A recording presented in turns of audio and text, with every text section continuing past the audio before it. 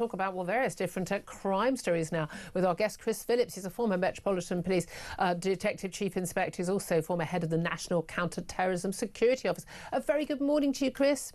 Good morning, Julia. Thank you for joining us. Very interesting that David Lammy, the Justice Secretary, has announced whole life sentences to be extended to more sets of killings, including revenge killings against police officers, against probation officers and against prison officers as a deterrent. Why has this been brought in now? Well, I mean, things are happening, and I don't think prison officers at all feel safe, and certainly police officers don't, and don't feel protected by legislation. And let's be quite honest, Julia, when we in this country got rid of the death sentence, yep, there was an acceptance, and I think the public were fed a lie, yep, that a life sentence would mean someone spending the rest of their lives absolutely in prison. It hasn't. It means about 8-10 years now, doesn't it? It's ridiculous. And if we want to stop people from committing serious offences, we do have to have adequate and pay for adequate punishment. And if we're not going to have the death penalty, then we have to have another deterrent. Yeah, I mean, and that's the thing. And it's not even just as a deterrent, an appropriate punishment, a suitable punishment for the crime. Exactly. And, I think the whole criminal justice system and the sentencing is just a complete joke. They throw out these punishments of 10 years. We all know they're not going to do 10 years. We all know that they're going to do probably 4. Well, we should be honest and say that is the punishment: 4 years in prison. And if they do something wrong in prison, then they should be kept there until this is exactly what I've always said. People say, well, you have to get good behaviour. Yeah, you can make sure you get good behaviour with punishments within prison and extended sentences. I don't understand. And even if it's time off, okay, 10%. I'm thinking, I can live with 10%, but after that, nope. Just build you can tax me more, not for people to get free TV licence on benefits or to let 23-year-olds never work again, but you can definitely tax me more to build more prisons to put these people away for life. I've got no problem with that. Yeah, and let's be quite honest, we should review the death penalty from time to time for people that there is no doubt they've committed offences. And we saw on Bondi Beach a couple of days ago, that man should never be not only released into the public, but we should, Well, the charges have been brought against the man now, so he's an alleged killer now. He was a gunman yesterday, but now he's an alleged killer because we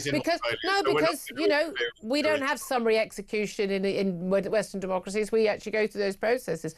But it is really interesting. I mean, the main thing is main deterrent you need is people actually getting caught in the first place, and which for minor crimes we do have a much higher rate of catching certainly killers. We do have a problem with rape. I mean, David Lammy has said that 2 years would feel like an acceptable amount of time for rape victims to wait for justice.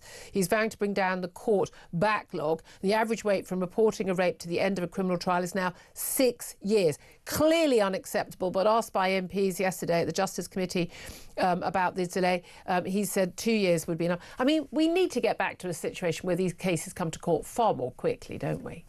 Yeah, don't you find it amazing that when there were riots on the streets, there was almost instant justice, and that effectively stops the riots? Because if within days you are being shown as sent to prison for 2 years for breaking into a shop or rioting, then that kind of stops the other offences. It focuses the mind. But suddenly all these judges were able to do this quickly. But of course, a lot of people were going to be denied bail. And we know they were happy to give summary justice to people who'd just written things on social media, not actually raped somebody.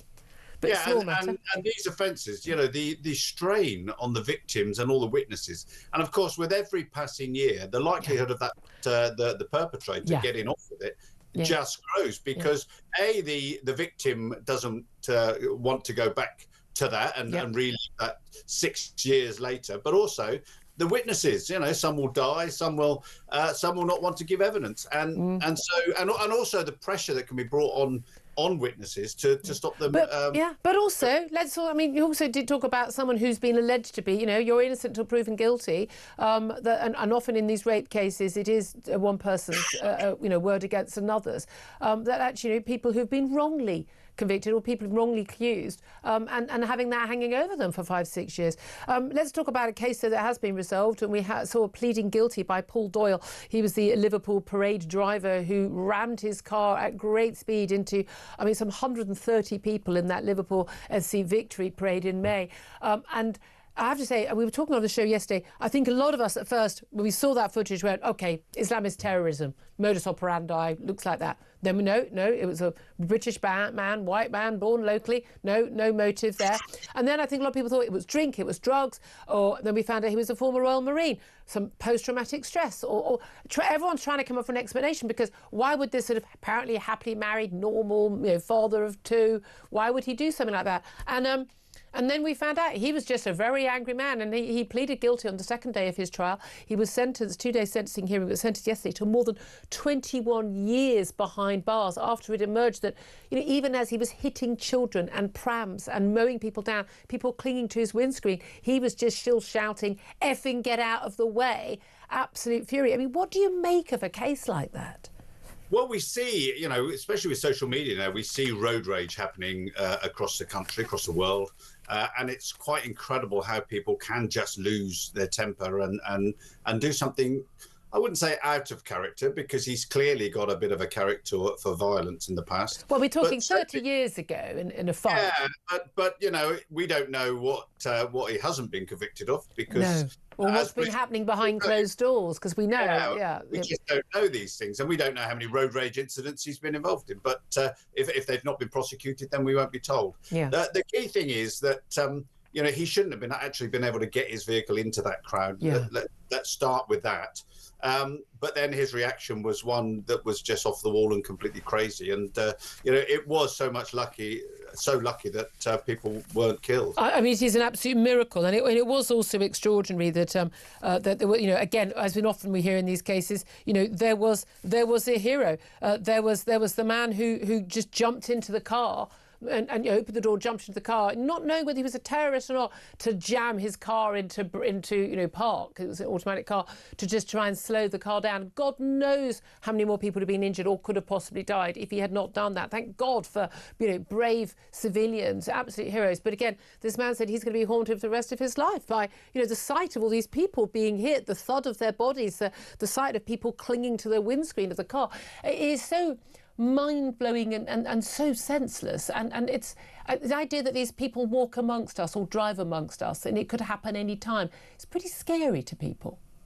Yeah, one of the things that I always say that when we run down the police and such, we don't realise just in our society how many very bad people there are, and society would actually fall apart very quickly without a good police force. Now, I think the police force of the UK have really dropped off, and all the reasons that have been given over the years. But we definitely need a strong police force to protect us.